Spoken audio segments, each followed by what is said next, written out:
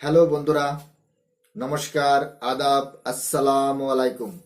উত্তম reaction YouTube চ্যানেলে আপনাদের সবাইকে স্বাগতম। আমি উত্তম আছি আপনাদের সাথে।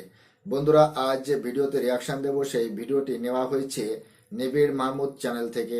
ভিডিওর টাইটেল হচ্ছে শুরু হচ্ছে পারমাণবিক বিদ্যুৎ উৎপাদন। নিউক্লিয়ার বিদ্যুৎ আগে কোন অঞ্চলে যাবে? Nuclear power plant. বন্ধুরা, ভিডিওর টাইটেল দেখে এটাই মনে হচ্ছে বাংলাদেশের রূপপুর যে নিউক্লিয়ার পাওয়ার প্ল্যান্ট নির্মাণ হচ্ছে সেখান থেকে যে বিদ্যুৎ উৎপাদন হবে সেই বিদ্যুৎ সর্বপ্রথম কোন অঞ্চলে সাপ্লাই হবে সেই সম্পর্কে আজকের এই ভিডিও। বন্ধুরা, আপনারা যদি চ্যানেলে নতুন হয়ে থাকেন তাহলে চ্যানেলটি সাবস্ক্রাইব করে আমার পাশে থাকবেন, বেল আইকন অন করে অল করে রাখবেন পরবর্তী ভিডিও নোটিফিকেশন পাওয়ার জন্য। অলরেডি যেসব বন্ধুরা চ্যানেলটি সাবস্ক্রাইব করে আমার ইউটিউব পরিবারের সদস্য হয়েছেন তাদের প্রতি রইল অসংখ্য ধন্যবাদ। ভিডিওটা ভালো লাগলে একটা লাইক করবেন, শেয়ার করে আপনার বন্ধুদের দেখার সুযোগ করে দেবেন। কমেন্ট সেকশন লিখে অবশ্যই জানাতে পারেন আপনারা কোন ধরনের ভিডিওতে রিয়াকশন চান। আমি চেষ্টা করব সেই ধরনের ভিডিওতে রিয়াকশন দেওয়ার। তাহলে চলুন বন্ধুরা, সময় নষ্ট না করে প্রথমে ভিডিওটা দেখি আর জানার চেষ্টা করি কোন অঞ্চলে এই বিদ্যুৎ কেন্দ্র থেকে প্রথম বিদ্যুৎ সাপ্লাই হবে এবং কবে এই রূপপুর নিউক্লিয়ার পাওয়ার প্ল্যান্টটি চালু হতে চলেছে তার সম্পর্কে।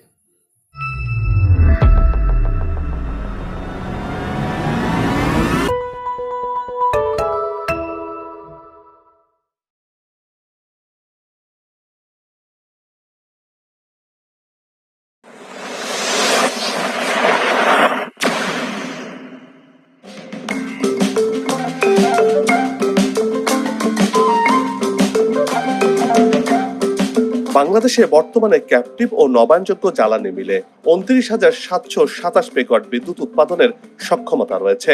এর মধ্যে দেশে সর্বোচ্চ বিদ্যুৎ উৎপাদন হয়েছে সম্প্রতি ১৬,২৩৩ মেগাওয়াট। এর বিপরীতে বিদ্যুতের সর্বোচ্চ চাহিদা রয়েছে ১৬ থেকে ১৭,০০০ মেগাওয়াট। গরমের সময় এই চাহিদা খানিকটা বেড়ে যায়, অর্থাৎ চাহিদার চেয়ে উৎপাদন সক্ষমতা প্রায় দ্বিগুণ। দেশে এখন বিদ্যুৎ উৎপাদনে স্বয়ংসম্পূর্ণ।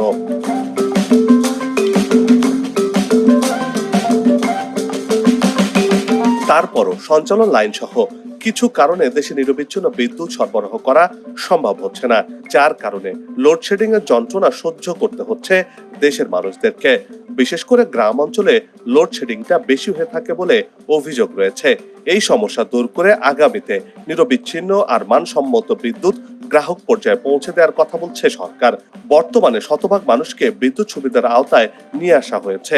বর্তমানে মাথাপিছু বিদ্যুৎ ব্যবহারের ক্ষমতা প্রতি ঘন্টায় ৬০২ কিলোওয়াট।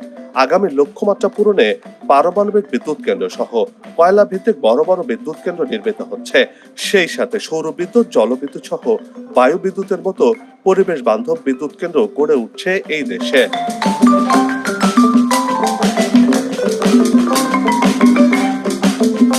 বিদ্যুতের চাহিদা পূরণে আগে ভাগে দীর্ঘমেয়াদী পরিকল্পনা গ্রহণ করেছে সরকার। গেল ২০২৩ সালে বিদ্যুৎ জ্বালানি খাতে নতুন মহাপরিকল্পনা গ্রহণ করা হয়েছে। সেই পরিকল্পনায় দেখা গেছে ২০৫০ সালে দেশে বিদ্যুতের সর্বোচ্চ চাহিদা বেড়ে দাঁড়াবে ৭১,৫১২ মেগাওয়াট। এ সময় দেশে বিদ্যুৎ উৎপাদন সক্ষমতা ধরা হয়েছে ১,১১,০০০ মেগাওয়াট বিদ্যুৎ। পরিকল্পনা মতে ২০৩০ সালে দেশে বিদ্যুতের সর্বোচ্চ চাহিদা বেড়ে দাঁড়াবে ২৭,০৮৭ মেগাওয়াট বিদ্যুৎ। বিদ্যুৎ উৎপাদনের সক্ষমতা থাকবে ৪১,৪০০ মেগাওয়াট চাহিদার চেয়ে, যা ৫২.৮৪% বেশি থাকবে। ২০৪১ সালে বিদ্যুতের চাহিদা ধরা হয়েছে ৫০,৩৬৪ মেগাওয়াট। এর বিপরীতে উৎপাদনের সক্ষমতা রাখতে বলা হয়েছে ৭৪,৩০০ মেগাওয়াট, যা চাহিদার চেয়ে ৪৭% বেশি।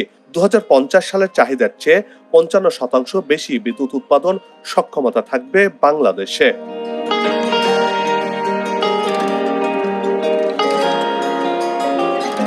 দীর্ঘমেয়াদী পরিকল্পনার অংশ হিসেবে দেশে পারমাণবিক বিদ্যুৎ কেন্দ্র নির্মিত হচ্ছে।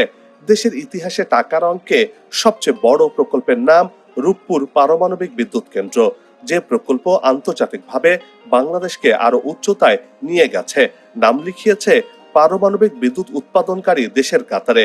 স্বপ্নময় পথে হাঁটতে সহযোগিতা করছে বন্ধু প্রতিম দেশ রাশিয়া।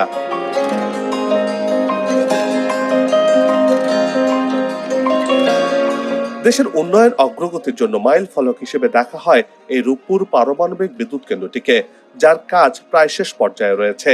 এরই মধ্যে পারমাণবিক বিদ্যুৎ কেন্দ্রের হৃৎপিণ্ড হিসেবে পরিচিত রিঅ্যাক্টর প্রেসার ভেসেল বা পরমাণু চুল্লি পাত্র বসানো হয়েছে, যা কিনা বিদ্যুৎ কেন্দ্রের মূল যন্ত্র। এর মাধ্যমেই শক্তি উৎপাদন হয়, যা কাজে লাগিয়ে তৈরি করা হয় বিদ্যুৎ। এরই মধ্যে প্রথম ইউনিটের প্রয়োজনীয় জ্বালানি বা ইউরেনিয়াম প্রকল্প এলাকায় পৌঁছে গেছে।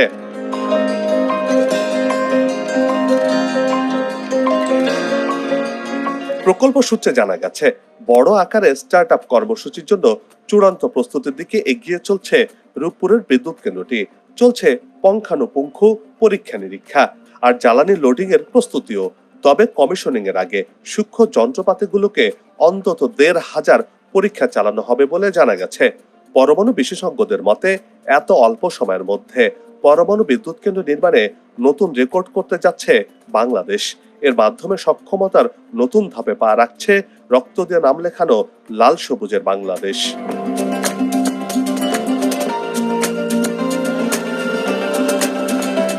আন্তর্জাতিক আণবিক শক্তি সংস্থা সহ বেশ কয়েকটি সংস্থার কড়া নজরদারিতেই বাংলাদেশে এই প্রকল্প গড়ে তোলা হচ্ছে, যেখানে চুল পরিমাণ এদিক ওদিক ঘটলেই সংস্থাগুলো নিষেধাজ্ঞা জারি করতে দ্বিতীয়বার ভাববে না।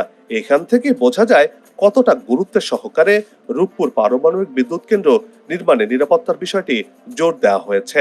অর্থাৎ সর্বোচ্চ নিরাপত্তা নিশ্চিত করা হচ্ছে এই বিদ্যুৎ কেন্দ্রটিতে।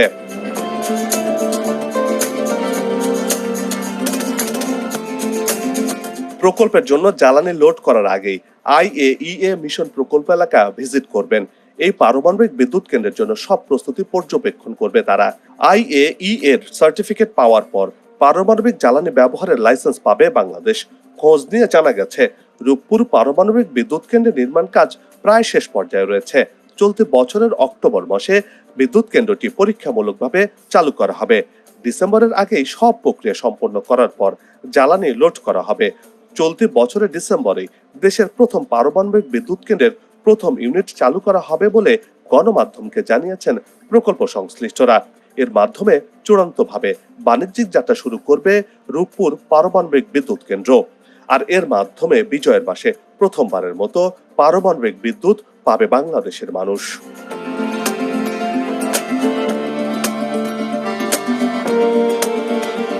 দুই ধাপে এই বিদ্যুৎ কেন্দ্র থেকে ২৪০০ মেগাওয়াট বিদ্যুৎ উৎপাদন করতে চায় সরকার, যেখান থেকে প্রথম ধাপে অর্থাৎ চলতি বছরে ১২০০ মেগাওয়াট এবং ২০২৫ সালে দ্বিতীয় ইউনিট থেকে আরো ১২০০ মেগাওয়াট বিদ্যুৎ জাতীয় গ্রিডে যুক্ত করার লক্ষ্য নিয়ে কাজ এগিয়ে চলছে।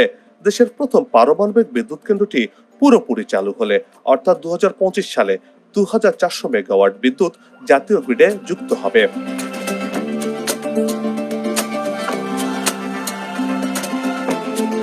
পরমাণু জ্বালানি ব্যবহার করে বিদ্যুৎ উৎপাদন করলে প্রতি ইউনিটে খরচ হবে মাত্র ৪ থেকে ৫ টাকা। কিন্তু প্রচলিত গ্যাস, ডিজেল, কয়লার মতো অন্যান্য জ্বালানি ব্যবহার করে বিদ্যুৎ উৎপাদনের খরচ অনেক বেশি গুনতে হয়। ক্ষেত্র বিশেষে এসব জ্বালানি থেকে বিদ্যুৎ উৎপাদন খরচ পারমাণবিক বিদ্যুতের চেয়েও কয়েক গুণ বেশি। সেই দিক বিবেচনায় দেশে পরমাণু জ্বালানি ব্যবহার করে বিদ্যুৎ উৎপাদন বেশ লাভজনক। আবার রূপপুর পারমাণবিক বিদ্যুৎ কেন্দ্রের আয়ুষ্কাল ধরা হয়েছে ৬০ বছর, যেটা ১০০ বছরেও উন্নীত করা সম্ভব। কিন্তু অন্যান্য বিদ্যুৎ কেন্দ্রের গড় আয়ু মাত্র ১৫ থেকে ২০ বছর। ফলে কম দামে বিদ্যুৎ পাওয়ার সাথে দীর্ঘদিন ধরেও ব্যবহার করা যাবে, যা দেশের জন্য লাভজনক। অর্থাৎ পারমাণবিক বিদ্যুৎ কেন্দ্রটি দেশের জন্য মঙ্গল বয়ে আনছে।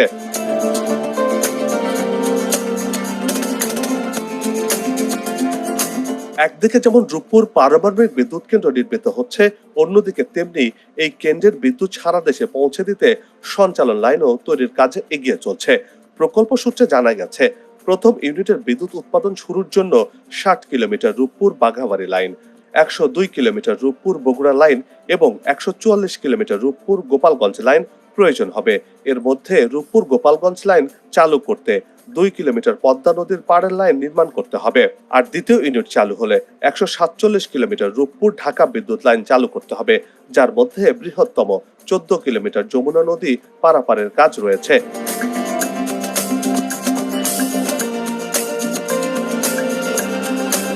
বাংলাদেশ পাওয়ার গ্রিড কোম্পানি বিদ্যুৎ সঞ্চালন লাইনের কাজ করছে। এরই মধ্যে স্থলভাগের কাজ 90% শেষ হয়েছে। বাকি কাজ খুব দ্রুত সময়ের মধ্যে শেষ করতে চায় কর্তৃপক্ষ। পদ্মা নদী পারাপারের কাজও 40% বেশি শেষ হয়েছে। বাকি কাজগুলো আগামী অক্টোবরের মধ্যেই শেষ হবে বলে জানা গেছে। আর আগামী বছর অর্থাৎ 2025 সালে দ্বিতীয় ইউনিট চালু করার আগেই যমুনা নদী পারাপারের কাজ শেষ হবে বলেও প্রকল্প সংশ্লিষ্টরা তথ্য দিয়েছেন। নির্ধারিত সময়ের আগেই সঞ্চালন লাইন তৈরি করা হবে বলে জানিয়েছেন তারা।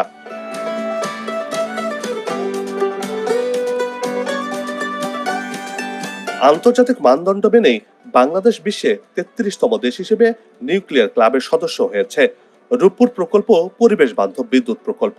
এই বিদ্যুৎ কেন্দ্রটি দেশের জিডিপিতে 2% অবদান রাখবে বলে এক গবেষণা প্রতিবেদনে উঠে এসেছে। রূপপুর পারমাণবিক বিদ্যুৎ কেন্দ্রটি বাংলাদেশের উন্নয়ন ও জলবায়ুর উন্নয়নে গেম চেঞ্জার হিসেবে কাজ করবে বলে মনে করছেন বিশেষজ্ঞরা।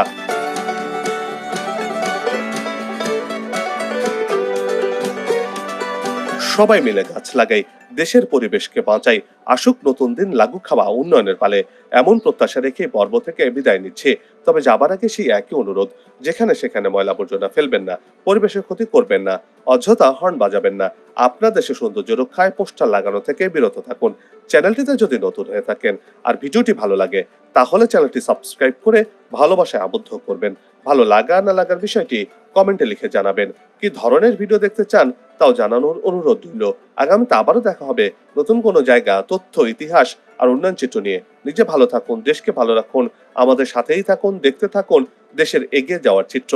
ধন্যবাদ বন্ধুরা, ভিডিওটি এখানেই শেষ হয়েছে। দেখতে পেলাম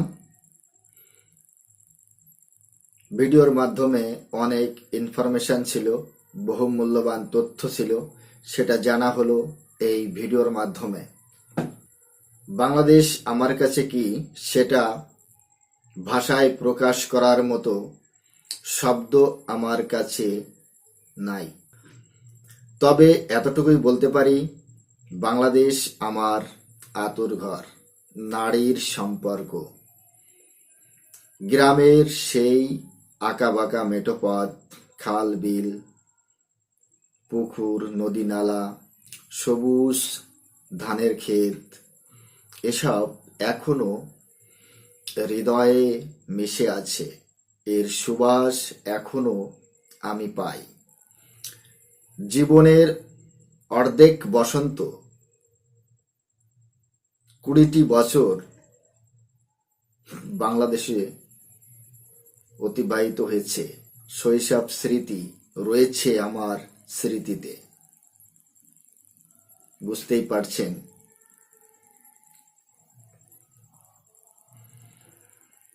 তাই তো বাংলাদেশ যদি কোনো নতুন কিছু অ্যাচিভমেন্ট করে তাহলে হৃদয়টা উৎফুল্লিত হয়ে যায়, আনন্দে আত্মহারা হয়ে যায়।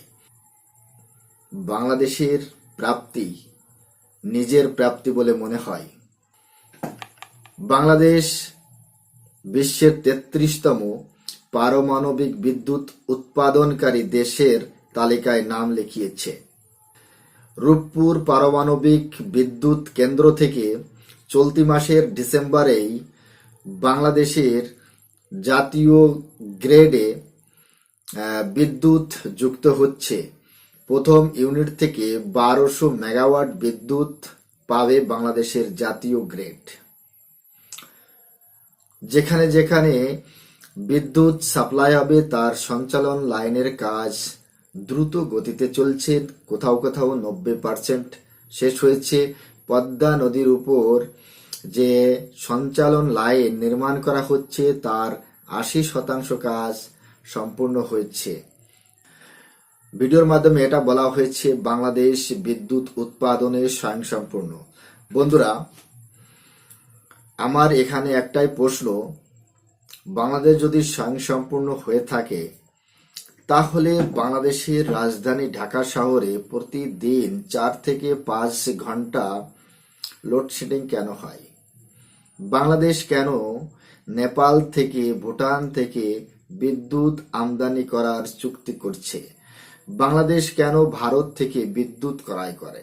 যদি বাংলাদেশ স্বয়ংসম্পূর্ণ হয়েই থাকে তাহলে তো অন্য দেশ থেকে বিদ্যুৎ আমদানি করার কোনোই দরকার পড়ে না। বাংলাদেশে যদি সম্পূর্ণ ভরপুর বিদ্যুৎ থাকতো তাহলে বাংলাদেশের কৃষক এত কষ্ট পেত না। তার কারণ তাদের যখন বিদ্যুতের দরকার হয় তখনই কিন্তু নো ভোল্টেজ হয়ে যায়। তারা আর কিন্তু তাদের জমিতে সোনার ফসল ফলানোর জন্য সেচ দিতে পারে না। এটা কিন্তু বাংলাদেশের ভীষণ একটা সমস্যা। আগামী দিনে এই রূপপুর নিউক্লিয়ার পাওয়ার প্ল্যান্ট থেকে যখন বিদ্যুৎ পাবে বাংলাদেশ, তখন কিন্তু আর এই সমস্যাটা থাকবে না। এটা কিন্তু একটা আনন্দের বিষয়। বাংলাদেশে বিভিন্ন যে বিদ্যুৎ স্টেশন রয়েছে, বিদ্যুৎ উৎপাদন যে স্টেশনগুলো রয়েছে সেগুলো অনেক বন্ধ হয়ে গেছে। আবার কিছু স্টেশন মেরামতের কাজ চলছে। আগামী দিনে বাংলাদেশ বিদ্যুৎ উৎপাদনে স্বয়ংসম্পূর্ণ হবে, এটা নিশ্চিত। তবে আমরা বিদ্যুৎ পেয়ে থাকি বিভিন্ন সোর্স থেকে, যেমন বায়ুবিদ্যুৎ, সূর্য যে বিদ্যুৎ যাকে আমরা সোলার পাওয়ার বলে থাকি, আবার জল বিদ্যুৎ, আবার ডিজেল জ্বালিয়ে উৎপাদন করা যায় বিদ্যুৎ, এবং কয়লা বিদ্যুৎ রয়েছে, তাপ বিদ্যুৎ যাকে বলে। তো বন্ধুরা, আমরা এতগুলো জায়গা থেকে বিদ্যুৎ পেয়ে থাকি, কিন্তু সব থেকে কম খরচ যে বিদ্যুৎ পাওয়া যায় সেটা হচ্ছে নিউক্লিয়ার। সেখান থেকে আমরা কিন্তু কম খরচে বিদ্যুৎ পেতে পারি। এই রূপপুর পাওয়ার প্ল্যান্ট চালু হবার আগে মিনিমাম 1500 বার ছোট বড় সমস্ত যন্ত্রাংশকে পরীক্ষা নিরীক্ষা করা হবে। তবে একটা কথা মাথায় রাখতে হবে, কোথাও যদি কোনো ধরনের একটু গাফিলতি পেয়েছে বা কোথাও কোনো একটু সমস্যা পেয়েছে, তাহলে কিন্তু এই রূপপুর পারমাণবিক যে বিদ্যুৎ কেন্দ্র এটা ব্যান্ড করতে জাতিসংঘ 1 মিনিট সময় লাগবে না। জাতিসংঘে যে নিউক্লিয়ার ডিপার্টমেন্ট রয়েছে সেই ডিপার্টমেন্ট কড়া নজর রেখেছে এই রূপপুর পাওয়ার প্ল্যান্টের উপর। স্যাংশন লাগিয়ে দেবে যদি কোনো সমস্যা বা ত্রুটি পায়। এই জন্য অনেকবার পরীক্ষা নিরীক্ষা করে এটা চালু করতে চায় বাংলাদেশ সরকার। বন্ধুরা, 2025 সালে যে বাংলাদেশ সেকেন্ড যে ফেজ, সেখান থেকে আরো 1200 মেগাওয়াট বিদ্যুৎ পাবে।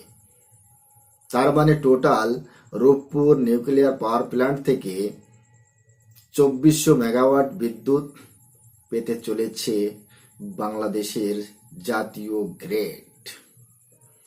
বন্ধুরা,